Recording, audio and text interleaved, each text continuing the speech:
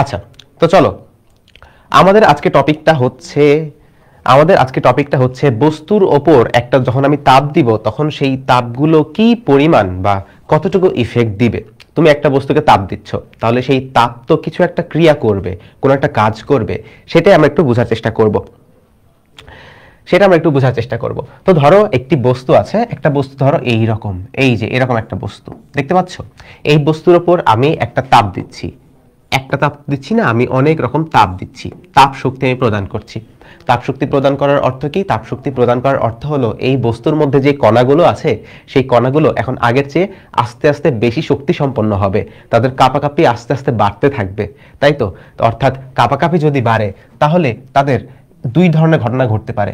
প্রথমত অবশ্যই যদি আমি তাপ দিই তাহলে স্বাভাবিকভাবে আমরা যেটা বুঝতে পারি যে এটার তাপ শক্তি দেওয়ার কারণে তাপমাত্রা বৃদ্ধি পেতে পারে। তাপ শক্তি দেওয়ার কারণে যে তাপমাত্রা সেই তাপমাত্রা বাড়বে, তাই না? কারণ তাপ দিব, এই যে কণাগুলো আছে, এই যে অণুগুলো আছে, সেই অণুগুলো বেশি পরিমাণ কাঁপাকাঁপি করবে, তাদের কম্পন অনেক বাড়বে। কম্পন বাড়লে কি হবে? কম্পন বাড়লে তাদের তাপমাত্রাটাও বৃদ্ধি পাবে। এটা আমাদের কমন একটা নলেজ। তুমি একটা পানিকে হিট দাও, পানিকে তাপ দাও, পানিটা আস্তে আস্তে গরম হবে, এটাই তো। আচ্ছা, তাপমাত্রা বাড়তে বাড়তে একটা পর্যায়ে আসবে, তুমি তাপ দিচ্ছ, তাপমাত্রা বাড়তেছে। ধরো কথার কথা, এই বস্তুটা ধরো পানি, এই যে বস্তুটা নিয়ে আলোচনা করছি এটা মনে করো পানি। যদি পানি হয় তাহলে তাপ দিচ্ছি, পানিটা গরম হচ্ছে, গরম হতে হতে তুমি দেখবা যখন এটা 100 ডিগ্রি সেলসিয়াস হয়ে যাবে। মনে আছে 100 ডিগ্রি সেলসিয়াসে কি হয়? গত ক্লাসে আমরা দেখেছিলাম 100 ডিগ্রি সেলসিয়াসে পানি ফুটতে শুরু করে। কেন ফুটতে শুরু করে? পানি মানে কি? তরল পদার্থ, তরল। কণাগুলো একটা একটার সাথে মোটামুটি লেগে থাকে। এরা চায় এরা নিজেরা মুক্ত হবে, এরা একটা স্বাধীন পৃথিবীতে ঘোরাফেরা করবে, কিন্তু এদের মুক্ত হওয়ার শক্তিটা নাই। যখন আমি এদেরকে তাপ দিচ্ছি, কণাগুলোর কাঁপাকাঁপি বাড়ছে, এদের মধ্যে শক্তিটা বাড়ছে। যখন 100 ডিগ্রি সেলসিয়াস হয় তখন এদের মধ্যে যথেষ্ট পরিমাণ শক্তি চলে আসে মুক্ত হয়ে গ্যাসীয় অবস্থায় চলে যাওয়ার জন্য। তো যখন 100 ডিগ্রি হয়ে যায় তারা মুক্ত হয়ে গ্যাসীয় অবস্থা প্রাপ্ত হতে শুরু করে, বলে আর থাকবো না এই তরল হিসেবে, এখন এই বন্ধন ভেঙে গ্যাসীয় অবস্থা হয়ে যাব, এবং হওয়ার জন্য পর্যাপ্ত শক্তি তাদের কাছে তখন থাকে। তখন একটা সময় তারা আস্তে আস্তে তরল থেকে গ্যাসে রূপান্তর হয়। এটা আমি কাদের কথা বলছি? এটা আমি কথা বলছি পানির কথা, একটা তরল পদার্থ পানির কথা বলছি। তাহলে তাপ প্রদান করলে দুই ধরনের ঘটনা ঘটতে পারে। প্রথমত হতে পারে তাপমাত্রা বাড়তে বাড়তে একটা পর্যায়ে যাবে যখন সে দেখবে আরে আমার কাছে তো এখন পর্যাপ্ত পরিমাণ শক্তি আছে অবস্থা পরিবর্তন করার জন্য, তারপর তারা তাদের অবস্থা পরিবর্তন করতে পারবে। সো এটা হতে পারে তাদের তাপমাত্রা বৃদ্ধি, যেটা আমি লিখেছি, আর একটা হতে পারে তাদের অবস্থার পরিবর্তন।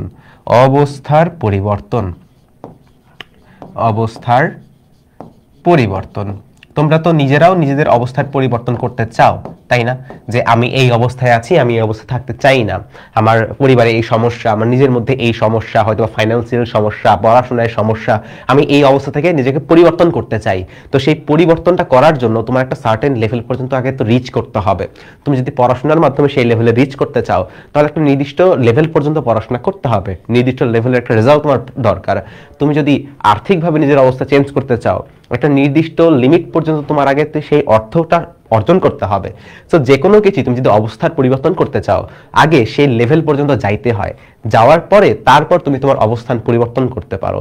আমি দোয়া করি যারা যারা আছো সবাই যেন তোমাদের অবস্থানটা একসময় তোমাদের কাঙ্ক্ষিতভাবে পরিবর্তন করতে পারো। এখানেও এই যে পানিটা আছে, পানিও তার অবস্থা পরিবর্তন করে যখন সে ওই লেভেল 100 ডিগ্রিতে রিচ করতেছে। তো আমাদের দুই ধরনের ঘটনা ঘটতে পারে, এক আমাদের গরম হতে পারে, তাপমাত্রা পরিবর্তন হতে পারে, অথবা আমাদের বাষ্প হয়ে অবস্থার পরিবর্তন করতে পারে। এখন প্রথমে আমি এই যে তাপমাত্রা বৃদ্ধির এই জায়গাটা নিয়ে একটু আলোচনা করি। এটাকে একটু ছোট করে ফেলি, যেহেতু তোমরা দেখে ফেলেছো জিনিসটা, এটাকে আমি একটু ছোট করে ফেলতেছি। এইটুকু তো খুবই বেসিক আলোচনা ছিল, তোমরা বুঝতে পেরেছো কিনা একটু আমাকে কমেন্টে জানিও যে হ্যাঁ ভাইয়া বুঝতে পেরেছি অথবা না ভাইয়া বুঝতে পারিনি।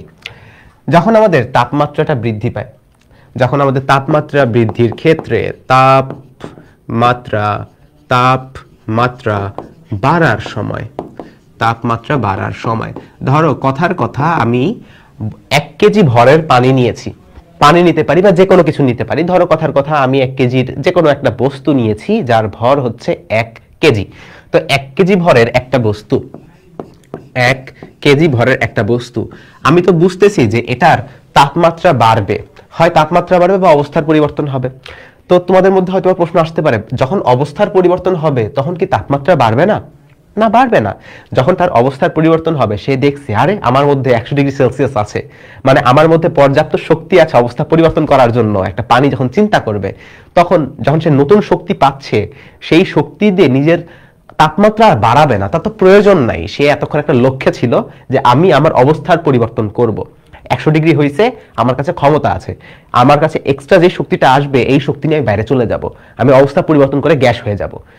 তা 100 ডিগ্রি হইলো, সে একটু শক্তি পাইলো, সে তাপমাত্রা না বাড়ায় ওই শক্তি দিয়ে গ্যাস হয়ে গেল। এই জন্য তুমি দেখবা যখন পানি ফুটতে শুরু করে, পানি গ্যাস হয়ে যাচ্ছে, তখন পানি 100 ডিগ্রিতে স্থির থাকে, সবাই গ্যাস হয়ে যায়, সব পানি গ্যাস হয়ে গেছে, সবার তাপমাত্রা 100 ডিগ্রি। এখন তার কোনো কিছু করার নাই, এখন তুমি আরো শক্তি দিবা, সে আরো তাপমাত্রা বাড়াতে থাকবে। কিন্তু যখন তার অবস্থার পরিবর্তন হয়, তখন তাপমাত্রার কোনো পরিবর্তন হয় না। আচ্ছা, তো 1 কেজি ধরো পানি হতে পারে বা যে কোনো বস্তু হতে পারে। 1 কেজি বস্তুর তাপমাত্রা আমি যদি 1 ডিগ্রি সেলসিয়াস বৃদ্ধি করতে চাই, তাহলে ধরো কথার কথা আমাকে এস পরিমাণ তাপ দিতে হয়।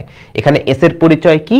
এস হচ্ছে 1 কেজি ভরের কোনো বস্তুর তাপমাত্রা 1 ডিগ্রি সেলসিয়াস বাড়াতে হলে আমাকে এটা তাপ দিতে হবে। তাপ তো দিতে হবে, কতটুকু তাপ দিতে হবে? এস পরিমাণ তাপ দিতে হবে, আমি ধরে নিলাম। এখন তোমাদের মনে থাকা উচিত, আমরা গত ক্লাসে পড়েছি, যারা গত ক্লাসটা আমাদের পেজে করেছিলে তোমরা জানবা যে দুটো থার্মোমিটার, একটা হলো ডিগ্রি সেলসিয়াস, একটা হলো কেলভিন। তোমরা দেখেছিলে বরফ বিন্দু এবং বাষ্পবিন্দুর মাঝখানে দুটো থার্মোমিটারই 100টা ভাগ করা থাকে। এখানেও 100 ভাগ থাকে 0 থেকে 100-তে, এবং কেলভিনেও 100 ভাগ থাকে। কেলভিনেও 100 ভাগ থাকে 273 দশমিক বা 273 থেকে 373 দশমিকটা আমি লিখছি না। তো 1 ডিগ্রি সেলসিয়াস মানে কি? মানে এই যে 100টা ঘর আছে, তার মধ্যে একটা ঘর। যদি সেলসিয়াস স্কেলে 1 ঘর বাড়ে, তাহলে কেলভিনেও তো 1 ঘরই বাড়বে, কারণ দুইটাতেই 100 ভাগ করা আছে, একই দৈর্ঘ্যটা, দুইটাতেই একই দৈর্ঘ্য, দুটাতেই 100 ভাগ করা। এখানে 1 ঘর বাড়া মানে ওখানেও 1 ঘর বাড়া। কাজেই 1 ডিগ্রি সেলসিয়াস পরিবর্তন এর অর্থ হলো 1 কেলভিন পরিবর্তন। আগের ক্লাসেও দেখেছিলাম 1 ডিগ্রি সেলসিয়াস বৃদ্ধি পাওয়া আর 1 কেলভিন বৃদ্ধি পাওয়া একই জিনিস। তাহলে যদি এমনটাই হয়, তাহলে আমরা বলতে পারি যে কোন 1 কেজি ভরের তাপমাত্রা 1 কেলভিন বাড়াতেও এস শক্তি লাগবে, আর 1 কেজি ভরের বস্তুর তাপমাত্রা 1 কেলভিন বাড়াইতেও এস শক্তি লাগবে। সেলসিয়াস কেলভিন পার্থক্যর ক্ষেত্রে একই একটা জিনিস। এখন সবসময় কি তোমাকে 1 কেজি দিবে? তোমাকে সবসময় 1 কেজি আলু দরকার হয়, 1 কেজি পটল দরকার হয়? তুমি তো প্রয়োজন অনুসারে জিনিসপত্র নাও। তো হতে পারে এক্ষেত্রে প্রয়োজন অনুসারে আমরা এম কেজি ভর নিয়েছি, এম কেজি ভর আমরা নিচ্ছি। কাজেই এম কেজি ভর, এম কেজি যদি এম কেজি হয়, 1 কেজি না হয়, যদি এম কেজি হয়, তাহলে এম এর ক্ষেত্রে যদি আমি 1 ডিগ্রি সেলসিয়াস অথবা 1 কেলভিন বৃদ্ধি করতে চাই, তাহলে আমাকে কতটুকু শক্তি দিতে হবে? তাপ শক্তি গুণ করে ফেলো। 1 কেজির জন্য এস, তাহলে এম কেজির জন্য এমএস। ঐকিক নিয়ম, একজনের যদি 10 টাকা হয়, 10 জনের কত টাকা হবে? 10 গুণন 10। ঠিক তেমনি 1 কেজির জন্য এস, এম কেজির জন্য এম গুণন এস। এখন তোমার যে সবসময় 1 ডিগ্রি সেলসিয়াস বাড়াতে হবে এমন তো কোনো কথা নাই। তোমার মন চাইতে পারে তুমি থিটা ডিগ্রি সেলসিয়াস বৃদ্ধি করবা, থিটা ডিগ্রি সেলসিয়াস বা থিটা কেলভিন বৃদ্ধি করবা। তো যেহেতু এটা বৃদ্ধি করা বা পরিবর্তন, পরিবর্তনের ক্ষেত্রে তোমাদের পরিচিত হচ্ছে একটা এরকম ডেল্টা চিহ্ন দেয়া। ডেল্টা চিহ্ন আমি দিলাম, তাহলে ডেল থিটা পরিমাণ বৃদ্ধি করা অথবা ডেল থিটা পরিমাণ পরিবর্তন করা। তো এত ডিগ্রি সেলসিয়াস বা এত কেলভিন আমি আর এককটা লিখলাম না, তোমরা জানো যে দুটো একই জিনিস। তাহলে কি হবে দেখো তো, আবার ঐকিক নিয়ম করো। 1 ডিগ্রির জন্য এমএস, তাহলে থিটা ডিগ্রির জন্য কত? এটা হবে এম এস গুণ করে দাও ডেল থিটা। ডেল কেন দিয়েছি ভাই? ডেল কি নতুন কিছু না, ডেল হচ্ছে আমাদের কতটুকু তাপমাত্রার পরিবর্তন হচ্ছে। যেহেতু পরিবর্তন সেলসিয়াসেও সেম, কেলভিনেও সেম। কেলভিনে আমরা কোনটা ইউজ করি? কেলভিনে কি থিটা ইউজ করি? কেলভিনে আমরা টি ইউজ করি, মনে আছে? এটাকে ডেল থিটাও বলতে পারো, কেলভিনের ক্ষেত্রে ডেল টিও বলতে পারো। টি ছিল কেলভিনের জন্য, মনে পড়ে কিনা? তাহলে এটাকে তুমি এটাও বলতে পারো, অথবা এম এস ডেল টিও বলতে পারো। ওই যে 1 ডিগ্রি পরিবর্তন সেলসিয়াসেও যা, কেলভিনেও তো সেম। এখানেও 1 ঘর বাড়লে ওখানে অবশ্যই 1 ঘর বাড়বে। কেন? কারণ দুটাতেই 100 ভাগ করে দেওয়া আছে, নির্দিষ্ট দূরত্ব, এখানেও 100 ঘর, এখানেও 100 ঘর, এখানে 1 ঘর বাড়া মানে এখানেও 1 ঘর বাড়া, এখানে 10 ঘর বাড়া মানে এখানেও 10 ঘর বাড়া, বৃদ্ধিটা সেম হয়। তো আমরা শুধুমাত্র থিটা রাখি, তোমরা বুঝে যাবা যে এটা কেলভিনের ক্ষেত্রে ব্যবহার করা যায়। এটুকু কি বুঝতে পেরেছো? এটুকু বুঝতে পারলে একটু বলিও যে হ্যাঁ ভাইয়া বুঝতে পেরেছি। আচ্ছা, যদি আমরা এটুকু বুঝতে পারি তাহলে আসলে বাকি জিনিসপত্রগুলো অনেকই সহজ। তাহলে এই এম এস ডেল থিটা, এই জিনিসটা কি? এই জিনিসটা হচ্ছে এম কেজি ভরের, এম কেজি ভরের কোন বস্তুর তাপমাত্রা থিটা ডিগ্রি সেলসিয়াস বা থিটা কেলভিন বা টি কেলভিন যাই বলো না কেন, থিটা ডিগ্রি পরিবর্তনের জন্য যে পরিমাণ শক্তি দরকার হয় বা যে পরিমাণ তাপ শক্তি দিতে হয়, সেই তাপ শক্তির পরিমাণ হচ্ছে M S del theta, M S del theta. তাহলে সবার আগে যে এস দিয়ে আমাদের যাত্রা শুরু হচ্ছে, এই যাত্রাটা আমি শুরু করলাম, এই এস কে কি বলা হবে বলো তো? এস এর একটা খুব সুন্দর একটা নাম আছে, এস কে বলা হয় আপেক্ষিক তাপ, এস কে বলা হয় আপেক্ষিক তাপ, আপেক্ষিক তাপ। তাহলে আপেক্ষিক তাপের সংজ্ঞা কি? 1 কেজি ভরের কোন বস্তুর তাপমাত্রা 1 ডিগ্রি সেলসিয়াস পরিবর্তন করার জন্য যে পরিমাণ তাপ দিতে হয় তাকে আমরা বলি আপেক্ষিক তাপ। বুঝেছি? আচ্ছা, যদি বুঝতে পারি তাহলে এর সংজ্ঞা কত হবে? সংজ্ঞা তো সরি সংজ্ঞা কেন, এটার একক কি হবে? একক মাথায় আসে কিছু? একক কি হতে পারে? দেখো, এককটা অনেক সহজ, তুমি একটু খেয়াল করো। এসকে আমরা কি বলছি? এসকে আমরা বলছি এমন একটা জিনিস যেটা 1 কেজি ভরের তাপমাত্রা 1 ডিগ্রি সেলসিয়াস বৃদ্ধি করে। অর্থাৎ এমন কত জুল, মানে এটা তো শক্তি, এটা তো আলটিমেটলি তাপ শক্তি, তাই না? এস তাপ শক্তি, যে কতটুকু শক্তি প্রয়োজন হয়, তাহলে এটা তাপ শক্তি না? তো প্রতি কেজির তাপমাত্রা প্রতি ডিগ্রি পরিবর্তনের জন্য প্রয়োজনীয় শক্তি, এভাবে চিন্তা করো, প্রতি কেজির তাপমাত্রা প্রতি ডিগ্রি পরিবর্তনের জন্য প্রয়োজনীয় তাপ শক্তি। অর্থাৎ এটা তো তাপ শক্তি হবে, বোঝাই যাচ্ছে, তো জুল হবে। কিসের জুল? প্রতি কেজির বা পার কেজি, প্রত্যেক কেজিতে, প্রত্যেক ডিগ্রি সেলসিয়াসে বা প্রত্যেক ডিগ্রি কেলভিনে, পার কেলভিন যত জুল শক্তি প্রয়োজন হয়। সো এত জুল শক্তি প্রত্যেক কেজির প্রত্যেক কেলভিনের জন্য, এই জন্য একসাথে বলা হয় joule per KG per kelvin. প্রত্যেক কেজির প্রত্যেক কেলভিন বৃদ্ধির জন্য যত জুল শক্তি প্রয়োজন হয়। সো একটু সুন্দর ভাষায় বললে এমন হয় যে 1 কেজি ভরের তাপমাত্রা 1 কেলভিন বৃদ্ধি করতে যতটুকু শক্তির প্রয়োজন হয়, এটা সেলসিয়াস দিয়েও বলা যায়। সো আমরা এখানে এককটা পেয়ে গেছি, যেটাকে আমরা বলছি একক, এটাকে আমরা বলছি আপেক্ষিক তাপের একক। এখন এটা তো হলো তাপমাত্রা বৃদ্ধি পাওয়ার সময়, তাপমাত্রা বাড়ার সময় এই অবস্থা হয়। সো তাপমাত্রা বাড়ার সময় আমরা বলতে পারি এটা সমান সমান আমার শক্তি। এখন আমি তো বললাম তাপমাত্রা বৃদ্ধি পাচ্ছে, তখন এই অবস্থা। যদি তাপমাত্রা হ্রাস পায় তাহলে তাপমাত্রার পরিবর্তনটা বের করবা, কতটুকু পরিবর্তন হলো, এই ফর্মুলা দিবা, ওইভাবে তুমি তাপমাত্রা কতটুকু হ্রাস করতে হবে, কতটুকু তাপশক্তি বের করে নিতে হবে, সেটাও তুমি বের করতে পারবা। যদি তাপমাত্রা বৃদ্ধি পায় তুমি বুঝতে পারছো তাপ দিতে হবে, যদি তাপমাত্রা হ্রাস পায় এই ফর্মুলা থেকে তুমি বের করতে পারবা কতটুকু তাপ সরাই ফেলতে হবে। আচ্ছা, এটা তো গেল আমাদের তাপমাত্রা বৃদ্ধি পাওয়ার সময়। আমাদের আরো আছে, যখন আমাদের তাপমাত্রা বৃদ্ধি পায় না, শুধুমাত্র অবস্থার পরিবর্তন হয়, তখন কি হবে? যদি শুধুমাত্র অবস্থার পরিবর্তন হয়, আমাদের অবস্থার পরিবর্তন, আমি বললাম যখন অবস্থার পরিবর্তন হয় তখন তো তাপমাত্রা স্থির থাকে, তাপমাত্রার পরিবর্তন হয় না, তাপমাত্রা স্থির থাকে।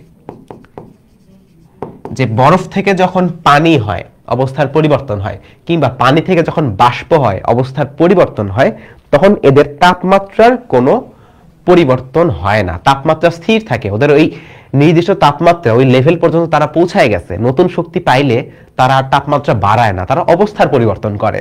এরপর অবস্থার পরিবর্তন সব যখন হয়ে যায়, আর অবস্থার পরিবর্তন করার মতো কিছু নাই, তখন আবার শক্তি যখন আসতেইছে, শক্তিটা নেয়, নিয়ে তাপমাত্রা বাড়াতে থাকে। তো এই অবস্থায় কি হবে? এই অবস্থায় তো এই তাপমাত্রার পরিবর্তন এই পার্টটা থাকবে না। তাহলে যদি তুমি 1 কেজি ভরের বস্তুর তাপমাত্রা তো স্থির থাকবে, অবস্থার পরিবর্তন করবা। 1 কেজি ভরের বস্তুর অবস্থার পরিবর্তন করতে তোমার একটা শক্তির ধরো প্রয়োজন হয়, তোমার ধরো এল শক্তির প্রয়োজন হয়, এটাকে আমরা বললাম এল।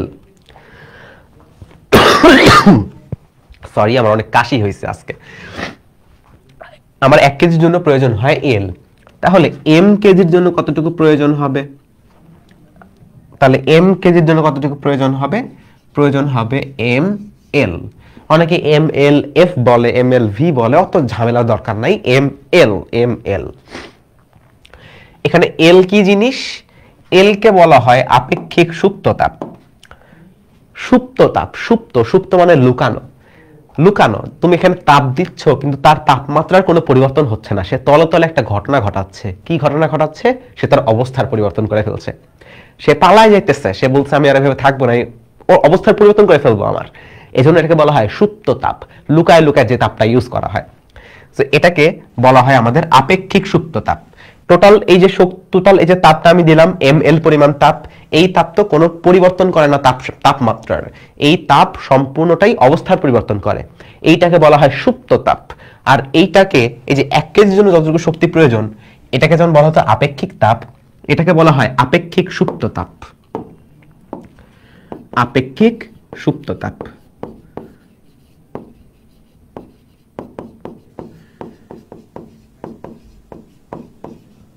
আপেক্ষিক সুপ্ত তাপ। বুঝতে পেরেছো?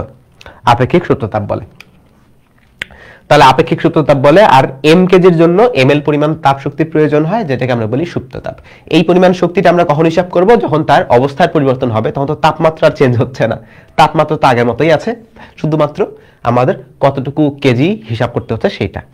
আচ্ছা, যদি এটুকু বুঝি তাহলে আসো তুই বলো তো এবার তাহলে যে আপেক্ষিক সুপ্ত তাপের একক কত হবে? আপেক্ষিক সুপ্ত তাপের একক কত হতে পারে তোমার কি মনে হয়?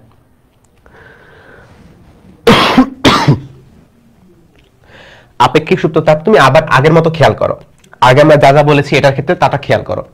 এস ছিল কত শক্তি প্রতি কেজি প্রতি কেলভিনের জন্য প্রয়োজন হয়, এখানে কি কতটুকু শক্তি, এল হলো কতটুকু শক্তি প্রতি কেজির জন্য প্রয়োজন হয়, প্রতি কেজির জন্য।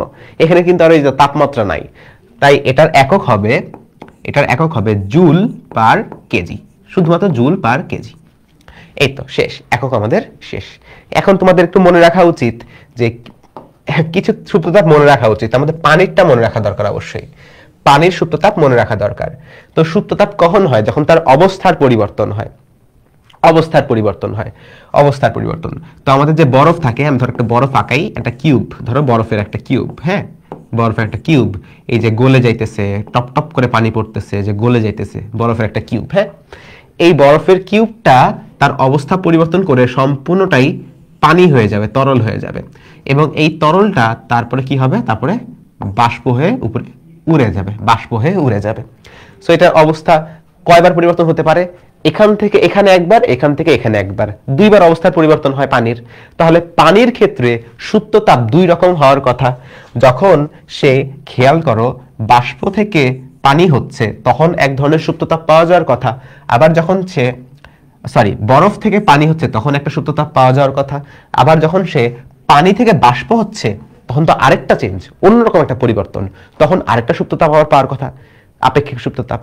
তো কোনটার ক্ষেত্রে কখন এল এর মান কত হবে এটা একটু মনে রাখবা। হ্যাঁ, আমি তোমাকে বলে দিই, সুপ্ত তাপের ক্ষেত্রে যখন সে বরফ থেকে পানি হচ্ছে, বরফ থেকে পানি বা বরফ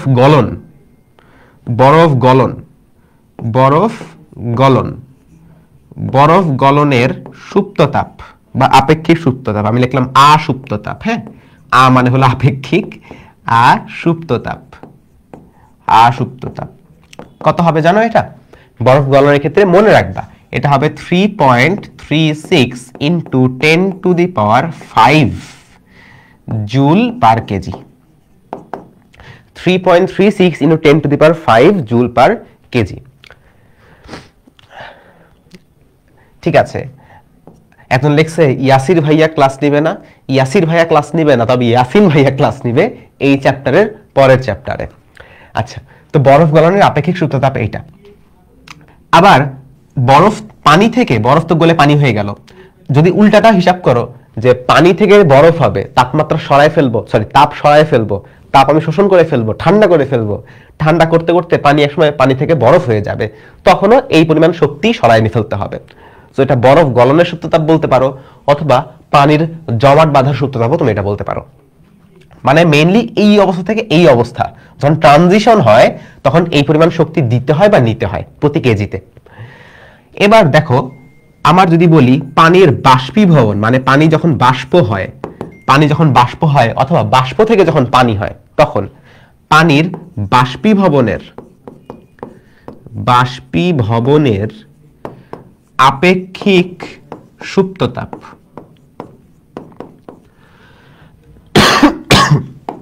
এটার ক্ষেত্রে কত হয়?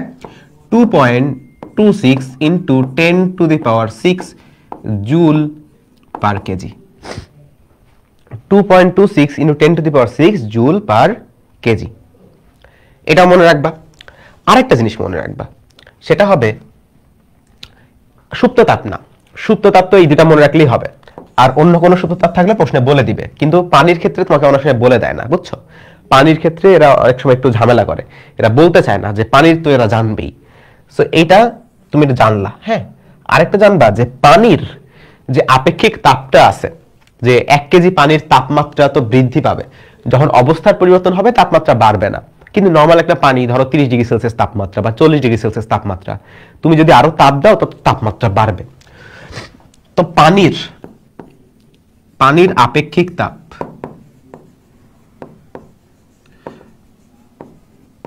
পানির আপেক্ষিক তাপ এটা কত জানো? এটা হবে 4200 joule per KG per kelvin বা পার ডিগ্রি সেলসিয়াস। মানে 1 কেজি পানির তাপমাত্রা 1 ডিগ্রি সেলসিয়াস বা 1 ডিগ্রি কেলভিন বৃদ্ধি করতে আমার 4200 জুল শক্তি দিতে প্রয়োজন হয়। সো এটা ছিল আমাদের পানির সুপ্ত তাপ, আর নিচেরটা হলো পানির আপেক্ষিক তাপ। সো দুইটা জিনিস আছে, পানির সুপ্ত তাপ আর পানির আপেক্ষিক তাপ। বুঝতে পেরেছো? আচ্ছা, এগুলোকে একটু ছোট করে দিই, নাহলে তোমরা গোলাই ফেলবা যে কোনটা কি ছিল। এই থার্মোমিটার বন্ধু, তুমি একটু ছোট হও, তোমার আর প্রয়োজন নাই এখানে। এই তো, সাবাস। আচ্ছা আচ্ছা, তো আমরা এগুলো বুঝতে পারছি, তাই না? এগুলো তো আমরা বুঝতে পারছি। এরপর আসো আমরা এবার কিছু একটা অঙ্ক দেখি। এবার একটা অঙ্ক দেখি, দেখো তো এখানে কি বলছে। এখানে বলছে 200 গ্রাম পানির উষ্ণতা 30°C থেকে 60°C বৃদ্ধি করতে কত তাপ দেওয়া লাগবে। দেওয়া আছে পানির আপেক্ষিক তাপ 4.2 জুল পার গ্রাম পার ডিগ্রি সেলসিয়াস। দেখো আপেক্ষিক তাপ দেওয়া আছে জুল পার গ্রাম পার ডিগ্রি সেলসিয়াস। মানে কি? মানে 1 গ্রাম পানির তাপমাত্রা 1 ডিগ্রি সেলসিয়াস বা 1 ডিগ্রি কেলভিন বৃদ্ধি করার জন্য 4.2 জুল শক্তি প্রয়োজন হয়। আমাদের কি গ্রাম দিয়ে প্রয়োজন আছে? তুমি ভাবতে পারো এখানে গ্রাম দেওয়া আছে, এখানে গ্রাম দেওয়া আছে, আমি তো অঙ্ক করতেই পারবো, কিন্তু এত প্যারা নেওয়ার কি দরকার? আমরা যা জানি সেইভাবে হিসাব করে ফেলি। 200 গ্রাম মানে এটা কত কেজি হবে? 1000 দিয়ে ভাগ করো, তাহলে 0.2 কেজি, তাই না? তাই তো 30°C থেকে 60°C, তাহলে কতটুকু পরিবর্তন হচ্ছে এখানে? এখানে 30°C পরিবর্তন হচ্ছে। যেহেতু পরিবর্তন সেলসিয়াসে যদি 30 ডিগ্রি পরিবর্তন হয়, কেলভিনেও 30 ঘর পরিবর্তন হবে। সো এত ডিগ্রি সেলসিয়াস অথবা 30 কেলভিন একই কথা, এতটুকু তাপমাত্রার পরিবর্তন হয়েছে। তাহলে কতটুকু তাপ লাগবে প্রশ্ন করেছে। দেখো এখানে গ্রাম আছে, কেজিতে করো। দেখো 1 গ্রামের জন্য 4.2 জুল লাগে প্রতি ডিগ্রি সেলসিয়াসে, তাহলে 1 কেজির জন্য কতটুকু লাগবে? 1 গ্রাম মানে 1 কেজির 1000 ভাগের 1 ভাগ, এইটা করার জন্য 4.2 লাগে। তাহলে 1 কেজির জন্য কতটুকু লাগবে? 4.2 কে 1000 দিয়ে গুণ করো, তাহলে কত আসবে? এটা 4.2 কে 1000 দিয়ে গুণ করলে আমি সরাসরি বলতে পারি এটা আসবে 4200। দেখছো আগের স্লাইডেই আমি দেখাইলাম 4200 joule per KG per kelvin হয়। কেলভিন বলতে পারো, পার ডিগ্রি সেলসিয়াসও বলতে পারো, একই জিনিস তো, একই জিনিস তো, পরিবর্তনের ক্ষেত্রে একই জিনিস। সো এতটুকু আছে। তাহলে আমার প্রয়োজনীয় তাপ কতটুকু হবে? প্রয়োজনীয় তাপ এটাতে, তাহলে আমার প্রয়োজনীয় তাপ প্রয়োজনীয়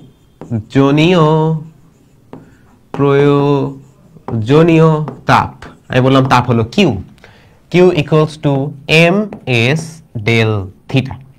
দেখো এম এর ভ্যালু কত 0.2, এস এর ভ্যালু কত, এস হলো আপেক্ষিক তাপ 4200, ডেল থিটা কত, তাপমাত্রার পরিবর্তন, সেলসিয়াস না কেলভিন করবো বলো তো, যে কোনো ইচ্ছা। এখানে যেহেতু সেলসিয়াস আছে তাই সেলসিয়াস বসাচ্ছি, 30 ডিগ্রি সেলসিয়াস, যদিও একক আমি লিখবো না তাই কোনো সমস্যা নাই, এটা হিসাব করবা তাহলে অ্যান্সার আসবে। আসো একটু ক্যালকুলেটর ছাড়া করার চেষ্টা করি, তো কত আসে, গুণ করবা এটা, তাহলে 30 আর 0.2 গুণ করো, তাহলে এটা হলো 2 দিয়ে গুণ করলে 60, যেহেতু পয়েন্ট আছে তাই এটা আসবে 6 গুণন 4200, 6 গুণন 4200 এত জুল আসবে তো, তাই তো। তাহলে 6 গুণন 4200 কত হয়, দুইটা শূন্য আমি দিলাম, 6 দুগুণে 12, হাতে থাকে 1, 4 ছক 24 আর 25। আচ্ছা, যাদের সমস্যা হবে ক্যালকুলেটর দিয়েও করতে পারো। এত 25200 জুল, এত জুল শক্তি দিতে হবে, এটা হলো আমাদের অ্যান্সার।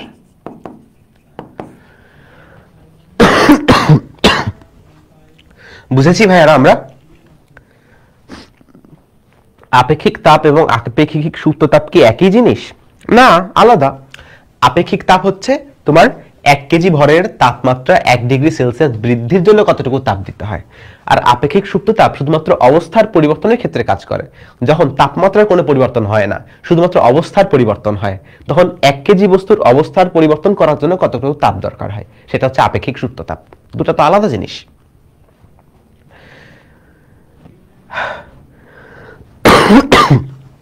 ওকে, চলো তাহলে এটা আমরা বুঝতে পেরেছি। চলো নেক্সট অঙ্ক দেখি। তোমাকে বলেছে 0 ডিগ্রি সেলসিয়াস তাপমাত্রায় 20 গ্রাম পানির সঙ্গে 10 ডিগ্রি সেলসিয়াস তাপমাত্রার 40 গ্রাম পানি মেশানো হলে চূড়ান্ত তাপমাত্রা কত হবে? এটা হবে কত হবে? হ্যাঁ, আমি আসলে ঘামতেছি, এত শীত না, হ্যাঁ ঘামতেছি, হুডি পরে ঘামতেছি, কিন্তু হুডি খুলতে পারবো না, কারণ ভিতরে যে আমার ড্রেসটা আছে, এই যে গেঞ্জি, এটা দেখলে আমাকে পিওর কামলা মনে হবে। আমি চাই না আমার এত লাইভে দেখে কামলার মতো মনে হোক, এই জন্য আমি আসলে এটা পরে আছি, বুঝছো? মোটা মানুষ তো, একটু ভুড়ি টুড়ি আছে, সো ওই যে গেঞ্জি পরে থাকলে বেশি মোটা মনে হয়, সো হুডি টুডি পরে থাকলে একটু মোটা কম মনে হয়, এটা নিনজা টেকনিক। তাহলে 0 ডিগ্রি সেলসিয়াস তাপমাত্রায় 20 গ্রাম পানির সঙ্গে এতটুকু 10 ডিগ্রির 40 গ্রাম পানি মেশানো হয়েছে। একটু তুমি সবকিছুকে কনভার্ট করে ফেলো তো একটু কেজিতে। 20 গ্রাম মানে কত? 0.02 কেজি।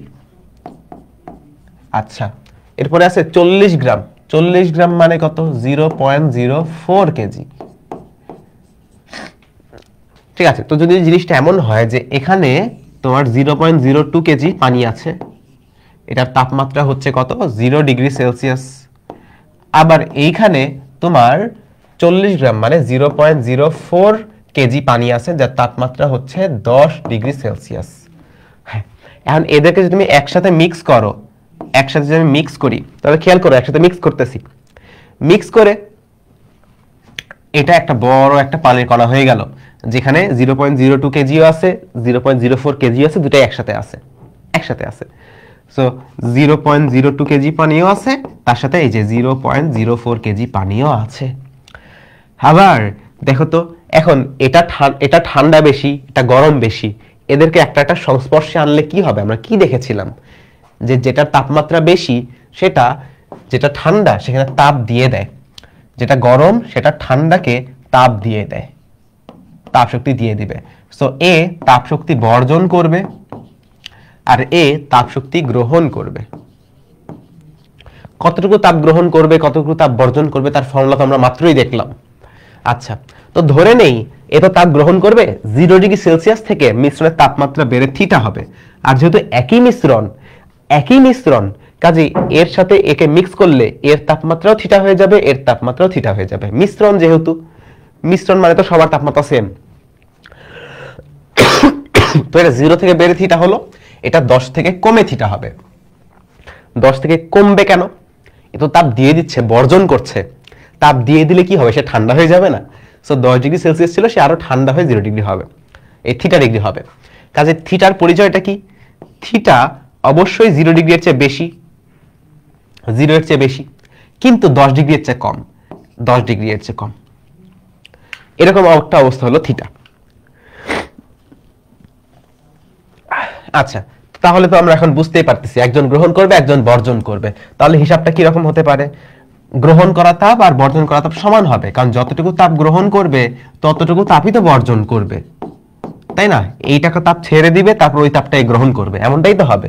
এই যে চাপ ছেড়ে দিল, ওইটা সে গ্রহণ করলো।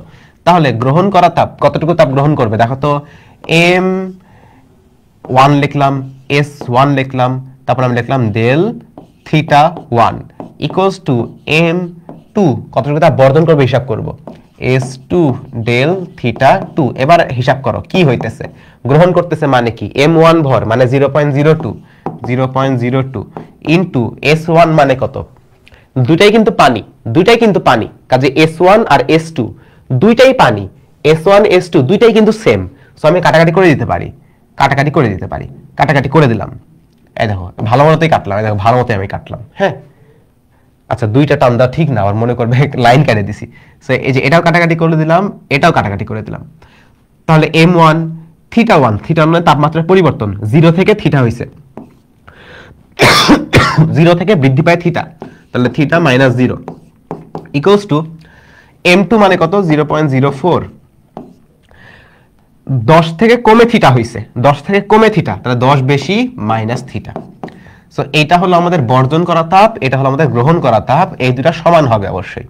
তাহলে এবার হিসাব করো, তাহলে 0.02 গুণন থিটা ইকুয়ালস টু 0.04 গুণন 10 মাইনাস 0.04 গুণন থিটা।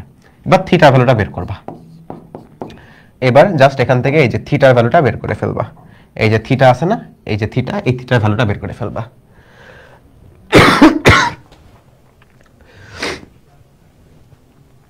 তাহলে যদি আমি করে ফেলি কত আসে দেখো তো, এটা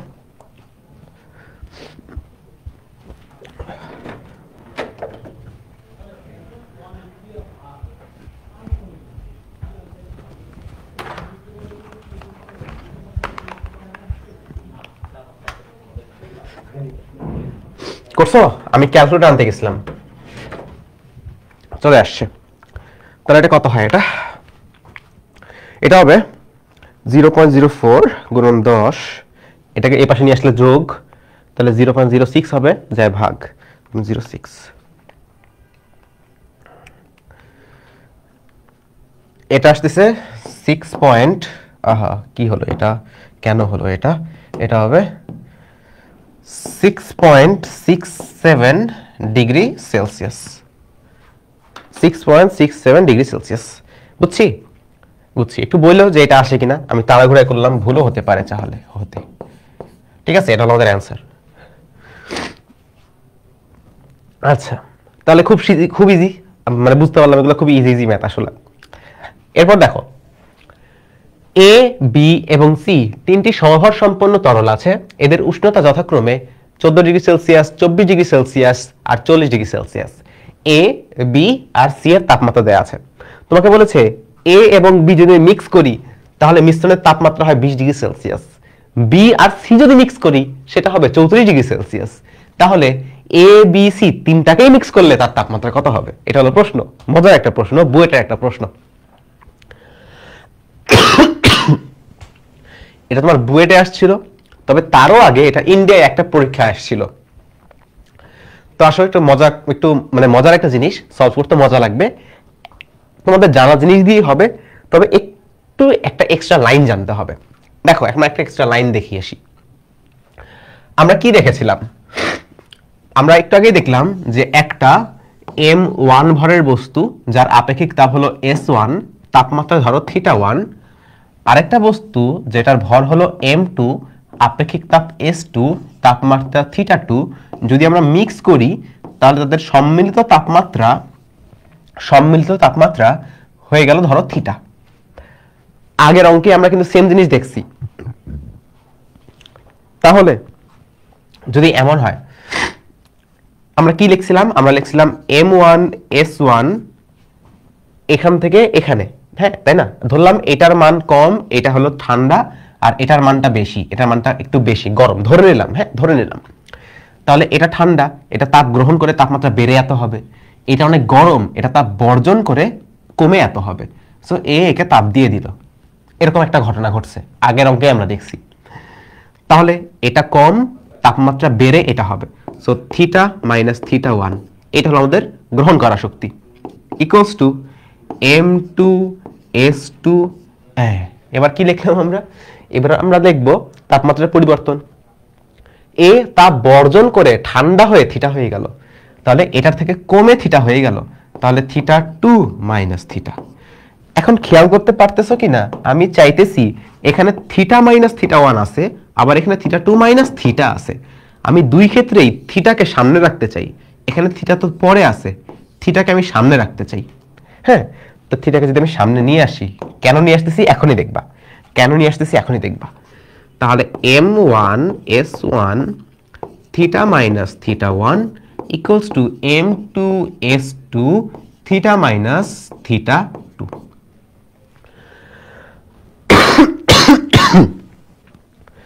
এমনটা আমরা লিখতে পারি, এবং এটা যেহেতু লিখলাম তাহলে মাইনাস লিখতে হবে অবশ্যই।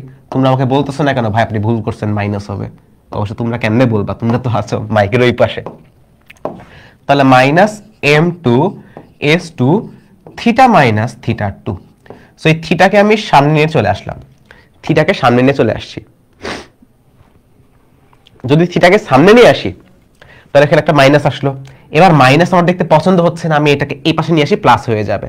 সো এটা আমি এই পাশে নিয়ে আসলাম, m1s1 theta minus theta 1 plus m2s2 theta minus theta 2 equals to 0। তোমার কচি হৃদয়ে বা একটা নরম হৃদয়ে প্রশ্ন আসতে পারে, ভাই দুইটা তাপ যোগ করে 0 কেমনে আসে? 0 তো আসার কথা না, বাড়ার কথা। খেয়াল করো, এইটা হলো বর্জন করা তাপ, এটা গ্রহণ করা তাপ, এটা হলো বর্জন করা তাপ। এটা কি বর্জন করা তাপ? এটা তো বর্জন করা তাপ না। বর্জন করা তাপ কখন হয়? যখন থিটা 2 মাইনাস থিটা হয়। এখানে আছে থিটা মাইনাস থিটা 2। সো এটাও বর্জন করা তাপ, ঠিক আছে, কিন্তু বর্জন করা তাপের নেগেটিভ এটা। সো এটার ভ্যালু নেগেটিভ আসবে, এটার ভ্যালু তো পজিটিভ আসবে। কেন পজিটিভ আসবে? কারণ এটা গ্রহণ করা তাপ। আর এইটার ভ্যালু এই ফরম্যাটে লিখলে নেগেটিভ আসবে, এই ফরম্যাটে লিখলে নেগেটিভ আসবে। কেন নেগেটিভ আসবে? কারণ এইটা কিন্তু বর্জন করা তাপ। গ্রহণ করা তাপ, এটার ফরম্যাটটা এইরকমই, আগে থিটা থাকে, এই জন্য এটা প্লাস আসবে। বর্জন করা তাপ তো এরকম না, যেগুলো তাপ বর্জন করে ওদের ফরম্যাট তো উল্টা হওয়ার কথা। সো যেহেতু ফরম্যাটটা আমি চেঞ্জ করে দিছি, এদের মানটা আসবে নেগেটিভ। সো নেগেটিভ পজিটিভ দুটা ভ্যালু সমান হবে অবশ্যই, গ্রহণ করা বর্জন করা তো সমান হবে। সো নেগেটিভ পজিটিভ কাটাকাটি হয়ে 0 হয়ে যায়। বুঝতে পারছো? সো যদি একাধিক বস্তু থাকে, 4টা 5টা বস্তু থাকে, যাদেরকে আমি একসাথে মিক্স করতেছি, তাদের ক্ষেত্রেও এই ইকুয়েশনটা এরকমই হবে যে এই ফরম্যাটে যদি লিখি তাহলে সবার যোগফলটা 0 আসার কথা। এই ফরম্যাটে লিখলে যেগুলো গ্রহণ করা তাপ তো 0 হবে, সরি যেগুলো গ্রহণ করা তাপ তো পজিটিভ হবে, যেগুলো বর্জন করা তাপ তাদের মান নেগেটিভ আসবে। আর বর্জন করা তাপ গ্রহণ করা তাপ তো সমান হয়, অবশ্যই সমান হবে। যেটা বর্জন করবে সেটাই তো সবাই গ্রহণ করবে, তাই না? বুঝতে পারতেছো? বুঝতে পারতেছো? যেই তাপটা বর্জন করবে সেটাই তো গ্রহণ করবে। বর্জন করা তাপের মান আসবে নেগেটিভ, গ্রহণ করা তাপের মান আসবে পজিটিভ, কাটাকাটি হয়ে 0 আসবে। দুইটা বস্তু হোক, যতগুলো বস্তু হোক, সবার জন্য আসবে। সো যদি 4টা বস্তু থাকে, 4টা বস্তু, এটা কেন আসলো, হচ্ছে কেন? এই দেখো 4টা বস্তু, 1 2 3, জায়গা তো শেষ হয়ে গেল, ছোট করে লিখি, 1 2 3 4, 4টা, ধরো 4টা তরল পদার্থ, যে কোনো পদার্থ। এটা হলো আমাদের m1 m2 m3 m4। হ্যাঁ, এদের তাপমাত্রা হলো থিটা 1 থিটা 2 থিটা 3 থিটা 4। এদেরকে আমি মিক্স করলাম একসাথে, খেচাং খেচাং খেচাং খেচাং, এদের যে মিশ্রণের তাপমাত্রা হয়ে গেল থিটা। এইরকমই তাহলে এই ফরম্যাটে যদি লিখি যে সবগুলোকে যোগ করব, আগে থিটা থাকবে, যোগফলটা অবশ্যই 0 আসবে, কারণ গ্রহণ আর বর্জন সমান, মাইনাস প্লাস কাটাকাটি হয়ে 0 আসবে। সো এটা আমি লিখতে পারি m1 theta 1 into theta minus theta 1 plus m2 theta, sorry theta কেন লিখছি, আরে বলো এখানে কেন থিটা লিখছি, এখানে তো হবে s m1 s1, এই তাই পাগল হয়ে গেছি। এটাকে লিখলাম আপেক্ষিক তাপ S1, এটা আপেক্ষিক তাপ S2, এটা আপেক্ষিক তাপ S3, এটা আপেক্ষিক তাপ S4। হ্যাঁ এবার ঠিক আছে, এবার ঠিক আছে না, এবার ঠিক আছে। So M2 S2 theta minus theta 2 plus M3 S3 theta minus theta 3 plus M4 S4 theta minus theta 4 equals to 0 আন্ডা। এইটা হবে, এটা হওয়ার কথা। বুঝতে পেরেছো?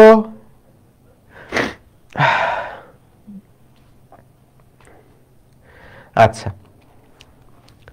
এটা এমনটা হয়, এটা এমনটা হয়, এটা এমনটা হবে। কাজে যে কোনো মিশ্রণের ক্ষেত্রে তুমি এই ফর্মুলা ইউজ করে সলভ করতে পারবা। মিশ্রণের ক্ষেত্রে এটা হলো মিশ্রণের ফর্মুলা, এটা হলো মিশ্রণের ফর্মুলা, মিশ্রণের সূত্র, মিশ্রণের সূত্র। তাহলে এটাকে আগে নিয়ে আসি। আচ্ছা, এবার আসে এই অঙ্কটা আমরা সলভ করার চেষ্টা করি। এখানে তিনটা বস্তুকে যখন আমরা মিক্স করব তখন ওই ফর্মুলাটা ইউজ করতে হবে। তার আগে একটা একটা করে করি। প্রথমে তো আমাদের এ এবং বি কে মিক্স করছে, এ এবং বি কে মিক্স করছে। দুইটা বস্তুকে মিক্স করা তো আমরা করতেই পারি, এটা তো আমরা করে আসলাম অঙ্কটা, একটা বস্তু একটা বস্তু মিক্স করা। সো এ ও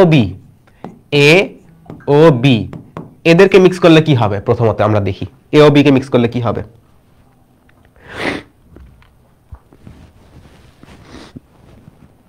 এ ও বি কে মিক্স করবা, ঠিক আছে? তাহলে দেখো এ কোনটা, এর তাপমাত্রা কত 14, বি এর তাপমাত্রা কত 24, 14 আর 24। এদেরকে মিক্স করলে কি হবে? একটা ঠান্ডা একটা গরম।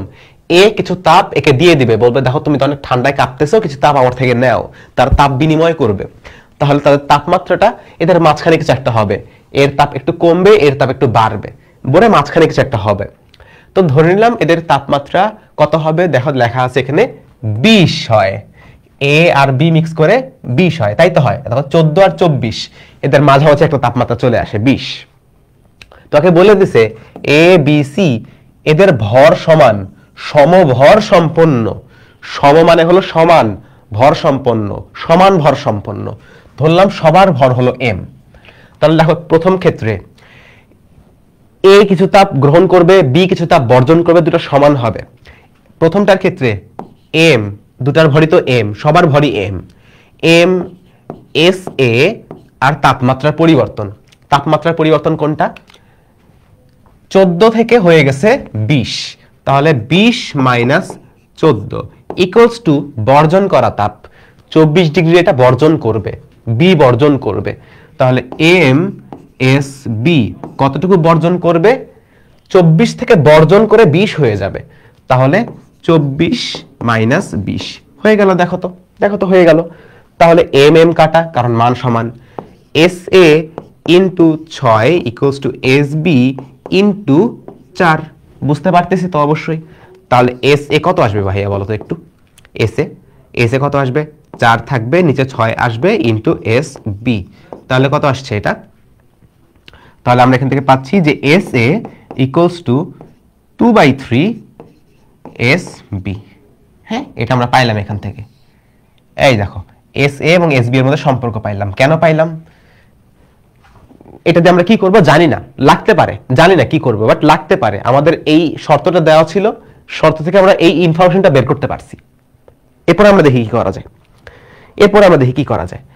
যখন আমরা বি ও সি কে মিক্স করব, তখন কি হচ্ছে?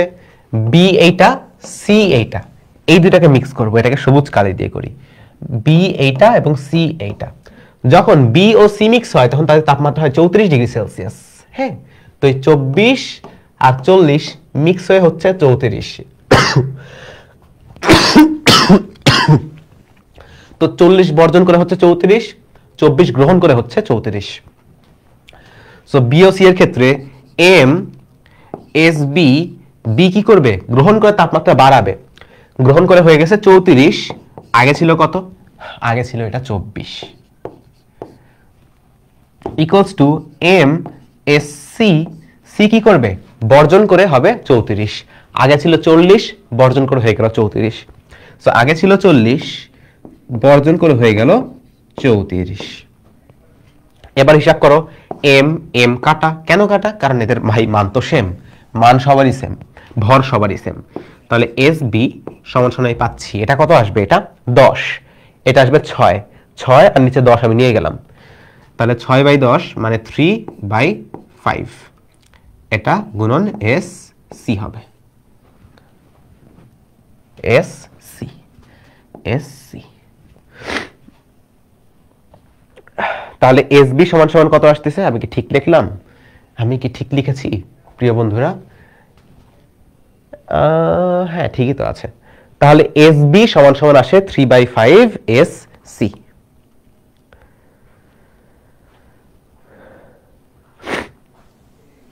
এস বি সমান সমান 3/5 এস সি।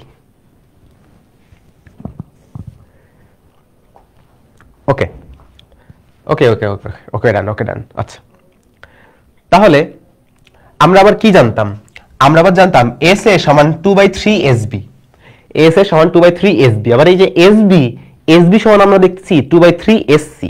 তাহলে আমরা একবারে কম্বাইন করে এখানে বলতে পারি, একবারে কম্বাইন করে বলতে পারি যে এস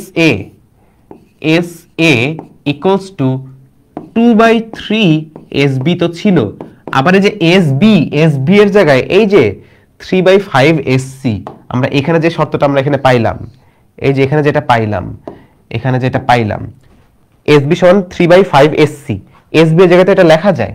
আমি বলতে পারি এই যে আগে তো 2/3 আছে, এস বি এর জায়গায় 3/5 এস সি, 3/5 এস সি। তাহলে দেখো কাটাকাটি হচ্ছে, কাটাকাটি দেখলে মনের মধ্যে কাজ করে না আমার অঙ্কটা ঠিক হচ্ছে, কাটাকাটি হয়ে যাচ্ছে। তাহলে এটা হয়ে গেল আমাদের 2/5 এস সি, 2/5 এস সি। তাহলে আলটিমেটলি আমাদের ফাইনাল ইকুয়েশন কোনটা আসতেছে, S A equals to 2/3 S B equals to 2/5 S C. এটা আসছে। আচ্ছা এটা আসলো, এরপর কি আসবে, এরপর আমাদের কি, এরপর আমরা তিনটাকে মিশ্রিত করব, মিশ্রিত করে এটা তাপমাত্রা একটা হবে যেটা বের করতে হবে। ধরি মিশ্রিত করলে মিশ্রণের উষ্ণতা হয় থিটা, ধরি মিশ্রণের উষ্ণতা হয় থিটা, তাহলে মিশ্রণের ক্ষেত্রে কোন ফর্মুলা আমরা দেখছিলাম, এই ফর্মুলা আমরা দেখলাম, তাই তো এই ফর্মুলাটা একটু লিখো। তাহলে আমাদের কি আসা উচিত মিশ্রণের ক্ষেত্রে, মিশ্রণের ক্ষেত্রে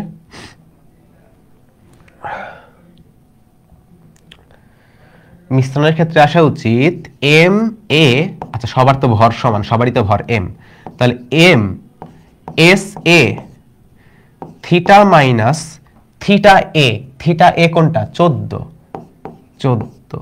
plus M S B theta minus theta B, B এর তাপমাত্রা কত 24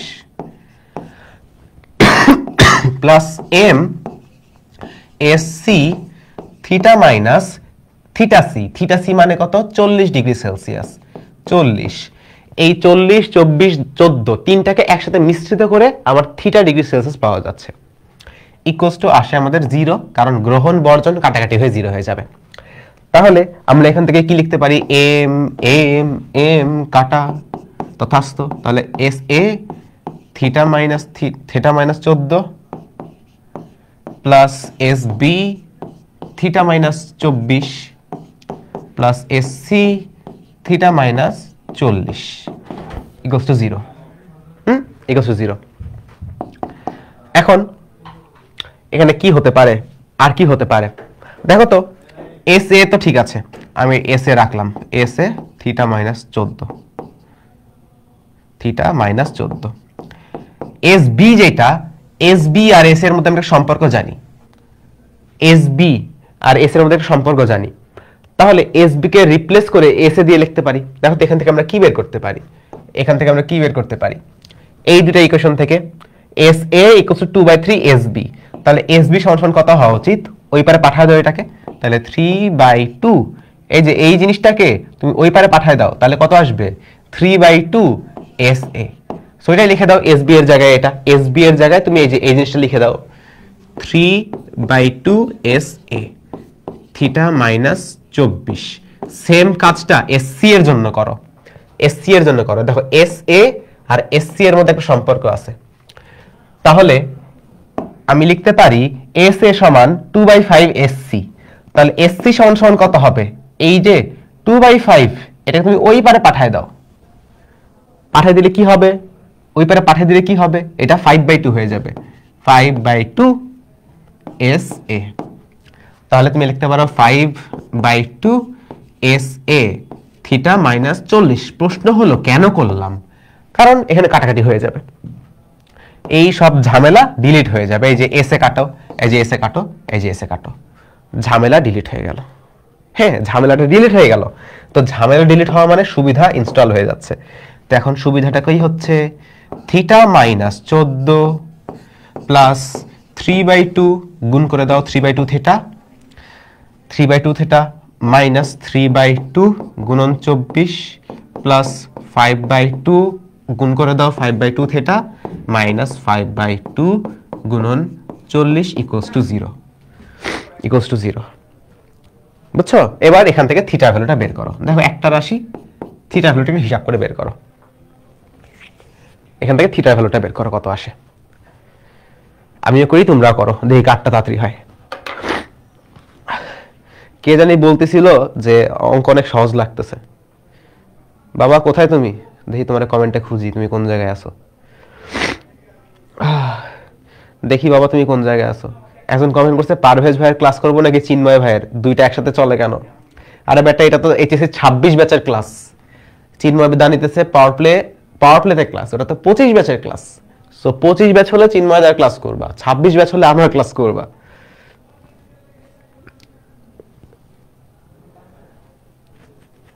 পোলা কি কমেন্ট ডিলিট করলো নাকি? আচ্ছা, কমেন্ট দেওয়ার পাইতেছি না, পোলা মানে কমেন্ট ডিলিট করছে নাকি? আচ্ছা যাই হোক, এখান থেকে থিটা ভ্যালু কত আসে? আমি তো করলামই না, করে ফেলি। তাহলে okay, theta minus 14 plus 3/2 x minus 3/2 into 24 plus 5/2 into minus 5/2 into 40।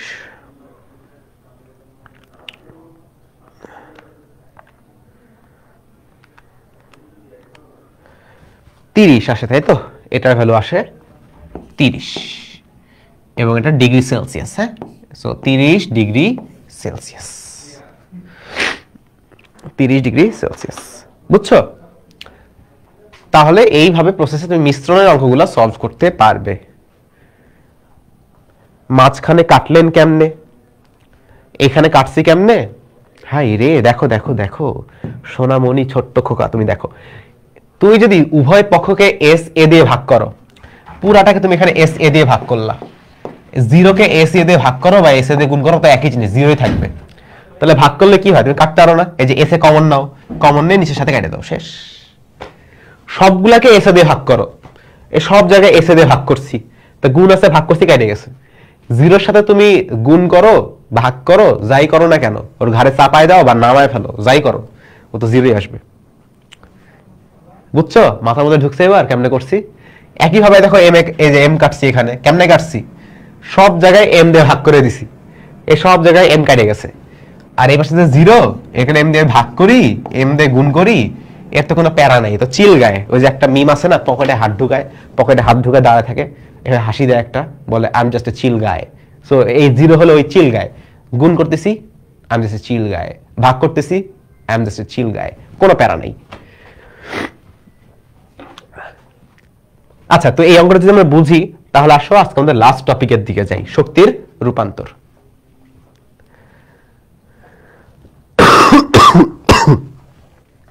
শক্তির রূপান্তর দেখো একটু। শক্তির রূপান্তর বা তাপ শক্তির জন্ম, যে তাপ শক্তিটা আসে কোন জায়গা থেকে, তাপ শক্তিটা আইলো কইতে, এটা হলো প্রশ্ন। দেখো, তুমি যখন একটা বস্তুকে, আমি তোমাকে একটা সিনারিও বলি যে একটা বস্তু আছে তোমার অনেক উচ্চতায়, হ্যাঁ এই যে একদম এই উচ্চতায় আছে, আর এটা আছে তোমার নিচে, ওই বস্তুটাই এই উচ্চতায় ছিল, ওটা ঠাস করে পুচুক করে নিচে চলে আসছে। তোমরা তো ওই যে কাজ শক্তি ক্ষমতা পড়ছো তো, পড়ছো না? পড়ছো তো। সো ওখানে তোমরা দেখছো যে এটা ছাই করে নিচে চলে আসতে পারে। তাপ শক্তি ক্ষমতা, কাজ শক্তি ক্ষমতা তো আমি পড়াইছিলাম, ফার্স্ট পেপার ব্যাচে তো আমি পড়াইছি, হ্যাঁ আমি তো পড়াইছি। তো এটা উপচুক করে পুচুক করে নিচে চলে আসতে পারে। সো আমি বললাম ধরো উপরে এটার শক্তি হলো 400 জুল, আর নিচে এটার শক্তি হলো কথার কথা 200 জুল। হ্যাঁ, ধরো এইখানে না, ধরো মাঝখানে কোনো একটা অবস্থানে, ধরো এটা এইখানে না, ধরো এটা মাঝখানে কোনো একটা অবস্থানে, মাঝখানে কোনো একটা অবস্থান, একটা দূরত্ব অতিক্রম করছে সে, এটার এখন হলো 200 জুল। সো আমার তোমার কাছে প্রশ্ন যে এইখানে এর বিভব শক্তি ছিল 400 জুল, এখানে বিভব শক্তি 200 জুল, তাহলে এক্সট্রা 200 জুল গেল কোথায়? তুমি বলবো ভাই এক্সট্রা 200 জুল গতি শক্তিতে কনভার্ট হয়ে যাবে, যে এটা তো একটা গতি আছে, একটা গতি আছে নিচের দিকে, গতি থাকলে গতি শক্তিও আছে, তাহলে 200 জুল হবে গতি শক্তি, বলতেই পারো। অনেক ক্ষেত্রে দেখা যায় যে সম্পূর্ণ কনভার্সনটা হয় না, তুমি মাপলা যে বিভব শক্তি 200 জুল হওয়ার কথা 200 জুল হয়েছে, গতি শক্তি যতটুকু বেগ হওয়ার কথা ততটুকু বেগ হয় নাই, বাতাসের ধাক্কা থাকে অনেক, বাতাসের ধাক্কার কারণে যতটুকু বেগ পাওয়ার কথা ততটুকু বেগ পায় না, অল্প বেগ পায়, বা ধরো কোনো কিছুর সাথে ধাক্কা লাগছে। তো সবকিছু মিলায় তোমার এইখানে 100 জুল তুমি গতিশক্তি পাচ্ছ। তাহলে দেখো তো এই সম্পূর্ণ জায়গাটাতে, এই বক্সের মধ্যে, এই বক্সের মধ্যে এই বস্তুর মোট শক্তি 400 জুল, আবার এইখানে এই বস্তুর মোট শক্তি 200 আর 100 300 জুল, তাহলে এখানে 400, এখানে 400, আর এইখানে টোটাল 300, তাহলে এক্সট্রা আরো যে 100 জুল শক্তি দরকার, এই 100 জুল শক্তি ভ্যানিশ হয়ে গেল কেমনে? শক্তি তো নষ্ট করা যায় না, শক্তি তো ডিলিট করা যায় না, তাহলে 100 জুল শক্তি গেল কোন জায়গায়? কোথায় গেল? উত্তর হচ্ছে কোথাও যায় নাই। এই 100 জুল শক্তি এই বস্তুর মধ্যে তাপ শক্তি আকারে জমা হয়ে গেছে। তুমি দেখবা যে যখন এই যে বাতাসের ঘর্ষণের মধ্যে কোনো কিছু আসে, এই যে গতিশক্তি হারায় যাবে কেন, বেগ কেন কমে যাবে? সে বাতাসের মধ্যে যাচ্ছে সাই সাই সাই, এই বাতাসের ধাক্কায়, বাতাসের ঘর্ষণে তার বেগ একটু কমে যাবে, সে একটু গরম হয়ে যাবে। সো এই যে এক্সট্রা 100 জুল শক্তি, 300 জুল প্লাস আরো 100 জুল, এই 100 জুল শক্তি আসলে তার মধ্যে তাপ শক্তি আকারে জমা আছে, বুঝছো? সে গরম হয়ে গেছে।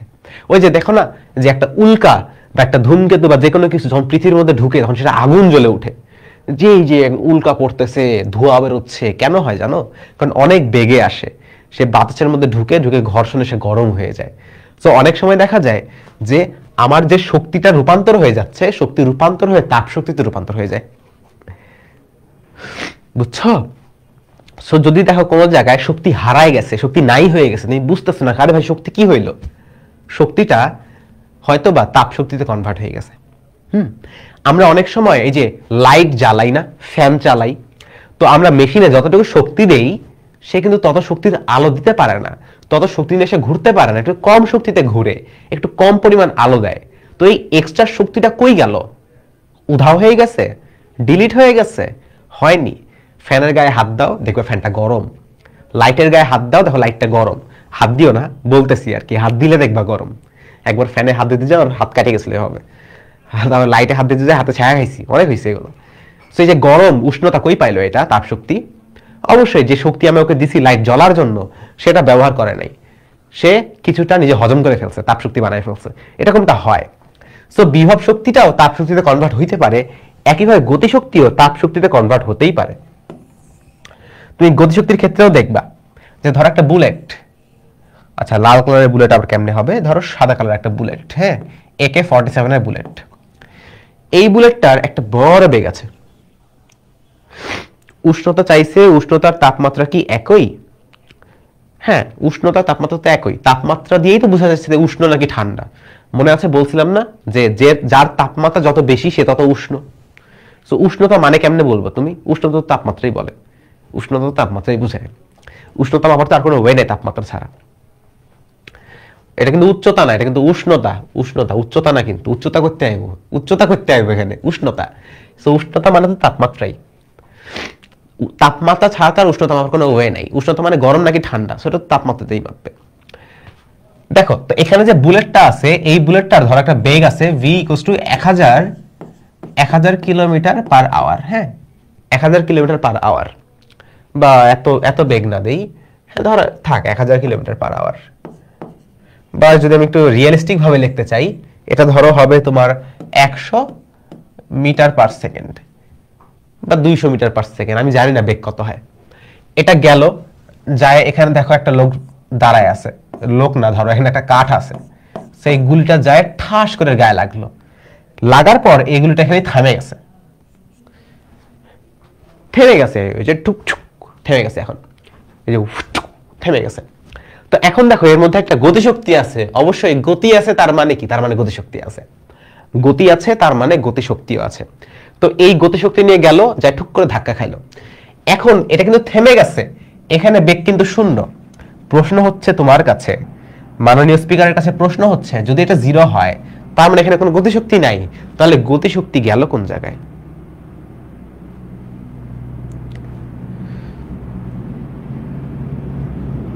তাহলে গতিশক্তি গেল কোন জায়গায়? গতিশক্তি তার রূপান্তর হয়ে গেছে, শক্তি তো ধ্বংস হবে না, রূপান্তর হয়েছে, কিসে রূপান্তর হয়েছে? তাপ শক্তিতে রূপান্তর হয়েছে। দেখবা গুলি করার পর বুলেট ধরলে দেখবা অনেক গরম, আবার কেউ ধরো না, ধরলে দেখবা এটা গরম। সো ধরলে দেখবা যে এই বুলেটটা অনেক গরম, হট, এটা অনেক হিট আছে, এটার মধ্যে অনেক উষ্ণতা আছে, অনেক তাপমাত্রা আছে, এটা অনেক গরম। সো এই তাপমাত্রাটাই, তাপ শক্তিটা কোন জায়গায় পাইলো? তাপমাত্রা বাড়াতে তো তাপ শক্তি লাগবে, তাপ শক্তিটা কোথায় পাইছে? এই যে এখানে যে গতিশক্তি ছিল ই কে, এই গতিশক্তিটা এখন এটাতে তাপ শক্তিতে রূপান্তর হয়ে গেছে। সো গতিশক্তিও তাপ শক্তিতে রূপান্তর হতে পারে। আমরা কিছু অঙ্ক দেখব, অঙ্ক দেখলে আমাদের আইডিয়াটা ক্লিয়ার হয়ে যাবে এই সম্পর্কে। দেখো তো এই অঙ্কটা,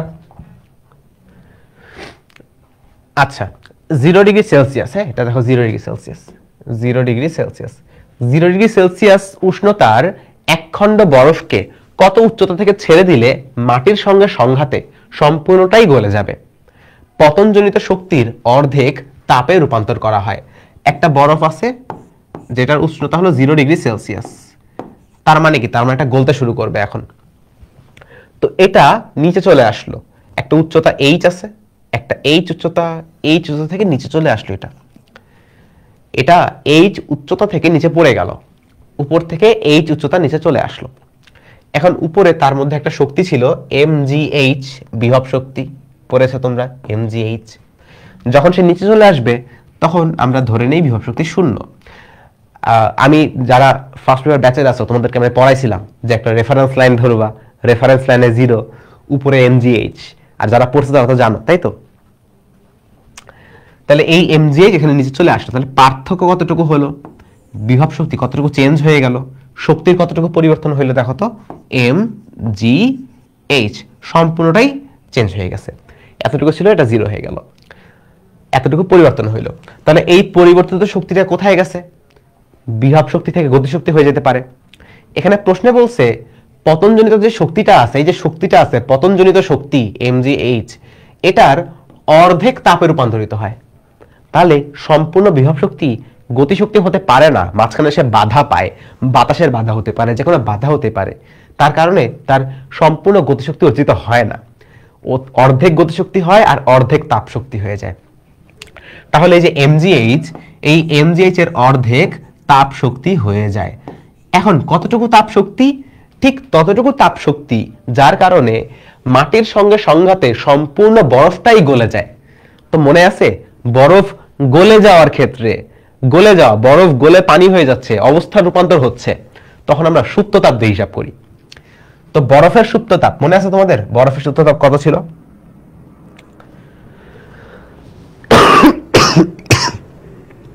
বরফের সুপ্ত তাপ দেখো, বরফ গলনের আপেক্ষিক সুপ্ত তাপ 3.36 × 10⁵ joule per KG, 3.36 × 10⁵ joule per KG. আচ্ছা, তাহলে 1 কেজি বরফকে পানিতে রূপান্তর করতে 3.36 × 10⁵ জুল পার কেজি শক্তি দরকার। তার মানে আমাদের বরফ গলনের যে সুপ্ত তাপ L, এটা কত? 3.36 × 10⁵ জুল প্রতি কেজি বা জুল পার কেজি। তাহলে 1 কেজির জন্য এল দরকার, তাহলে এম কেজির জন্য এল এম অথবা এম এল দরকার। 1 কেজিতে এল, তাহলে এম কেজি ভরের একটা বরফকে পানিতে পরিণত করতে এম এল। দেখো এই যে এম কাটা, উভয় পক্ষ থেকে কাটা, উভয় পক্ষে এম দিয়ে ভাগ করলে কাটা। আচ্ছা, তাহলে আমি বের করব এইচ। আমাকে চেয়েছে কত উচ্চতা, এইচ বের করতে হবে। তাহলে এইচ এখানে ইকুয়ালস টু কত হবে, হাফ উপরে নিয়ে গেলে 2l আর নিচে জি, তাই না? তাই তো? আচ্ছা, এটাই হবে। তাহলে এবার মান বসাও, 2 × 3.36 × 10⁵ ডিভাইড বাই 9.8। এত, যেহেতু উচ্চতা চাইছে, এটা হলো আমাদের মিটার। হিসাব করি তাহলে এবার আমরা।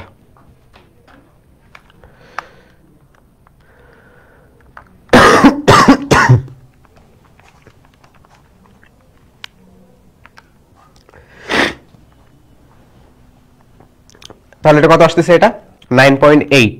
হিসাব করলে কত আসবে বন্ধুরা? এটা আসবে 68,571.42 মিটার। যদি এত বড় সংখ্যা কিলোমিটার একটু লিখি, কিলোমিটারে আসবে 68.57 কিলোমিটার। এত উচ্চতা থেকে ছেড়ে দিলে একটা বরফ সম্পূর্ণ গলে পানি হয়ে যাবে যদি অর্ধেক শক্তি তাপ শক্তিতে রূপান্তর করা হয়। ঠিক আছে, এটা ডিপেন্ড করবে। যদি সম্পূর্ণটাই তাপ শক্তিতে রূপান্তর হতো তাহলে আরো কম উচ্চতা থেকেই হয়ে যেত। এখানে অর্ধেক শক্তি তাপ শক্তিতে রূপান্তর করা হয়েছে, এজন্য আমাকে অনেক উচ্চতা থেকে ছাড়া লাগছে।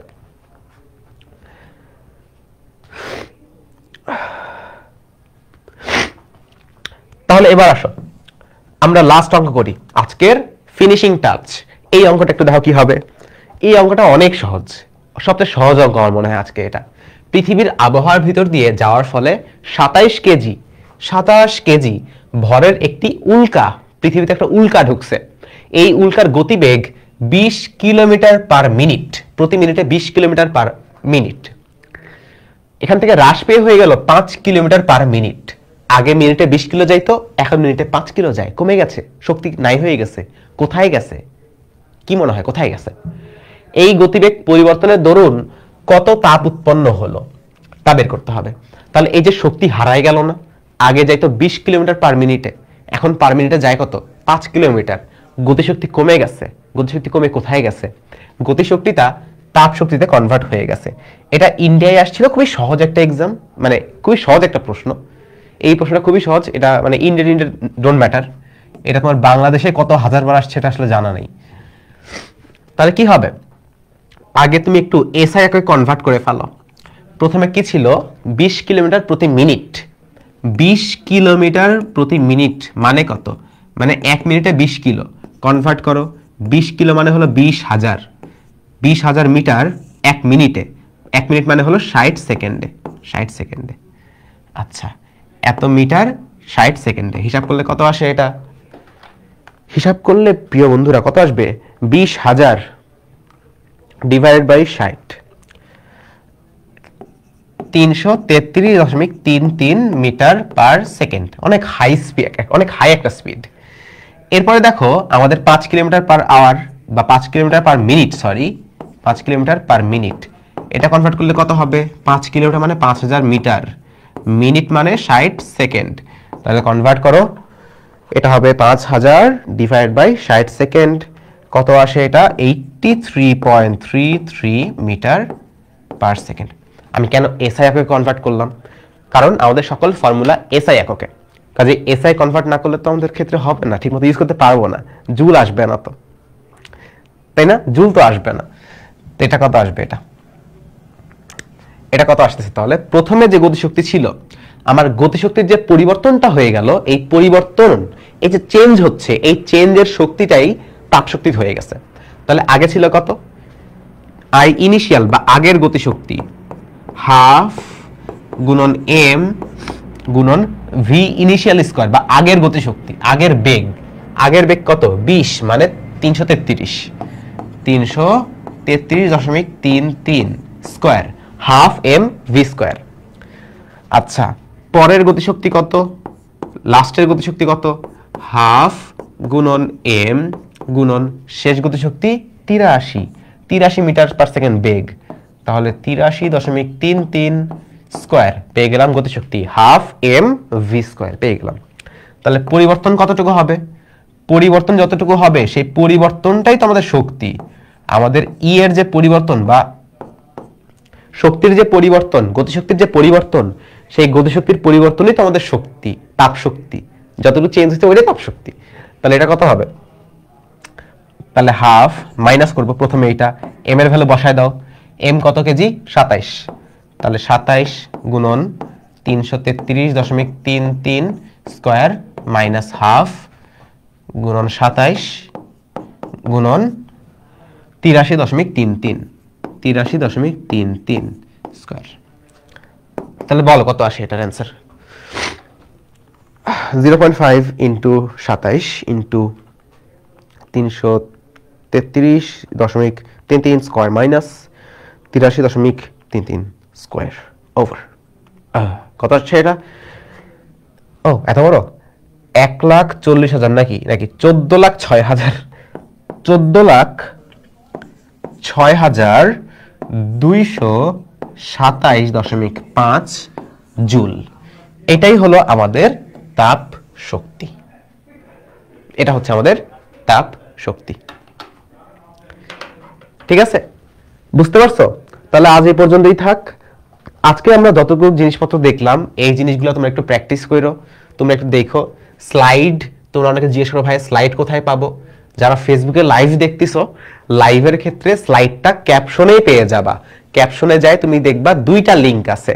প্রথম লিংকটা কিসের, প্রথম লিংকটা হচ্ছে আমাদের এই কোর্সটা, আমাদের যে ফ্রি ক্লাস তুমি পাইতেছো, এটা কোথা থেকে পাইতেছো জানো? এটা আমাদের ফিজিক্স সেকেন্ড পেপারের ব্যাচ ইলেকট্রিক্স, পদার্থবিজ্ঞান দ্বিতীয় পত্র এইচএসসি 26 ব্যাচের প্রিমিয়াম কোর্স ব্যাচ ইলেকট্রিক্স এর পক্ষ থেকে 3টা অধ্যায় তোমাদের আমরা ফ্রি দিচ্ছি।